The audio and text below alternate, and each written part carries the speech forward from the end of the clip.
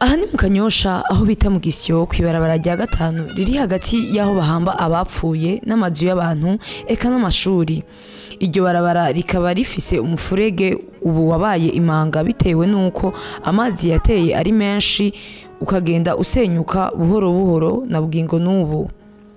Iyo manga imaze gusenyura ibitari bike kandi ikaba imaze imyaka iri hagati ya 14 na 15.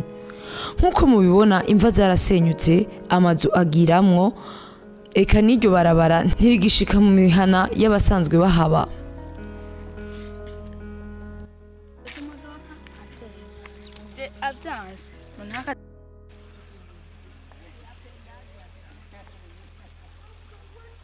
Ego, jewe amazina yanje yitwa Nyongoni Story. Ndi umwe mu bantu bakurikirana ibya hano. Ego ico gushe cyonzi ni nkuko ubusize hariho amagabiro batuzaniye badukoreye ugatwaye ko icyo bodufasha gatoyi. Mugayo mugabiro ntacyo byadufashije na gatoyi. Barabona ubu yarongeye kugira hane kugenda. Iyo turebye ku bwacu abene gihugu ba hano ntavyo twoshobora twenyene kumbure na komine byonyene ntavyo kwishoboza. Ubwacu dusaba nk'abene gihugu twasabye leta mvyeyi leta nkozi igihe kidufashize kandi twongeye gusaba n'umuntu wari wese azogira icyo yoterera ku bene gihugu wo mu Gisyo kugira baduterere.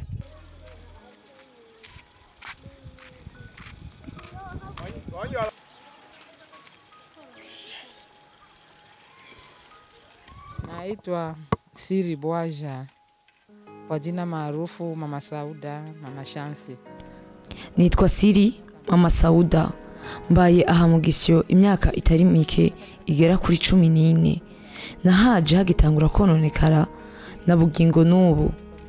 Ngira murabona aho tugeze. Mudufashe mudutabarize. Twararushe ntitukigira ico tuvuga kuko bimazwe kuvugwa inshuro nyinshi.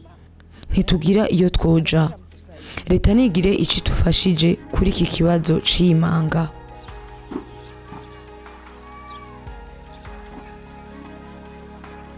Abanyagihugu bo kuri iryo barabara bafise impungenge zitagira uko zingana mu gihe ici ryohera atagikozwe kuko imvura iguye bataryama ngo basinzire.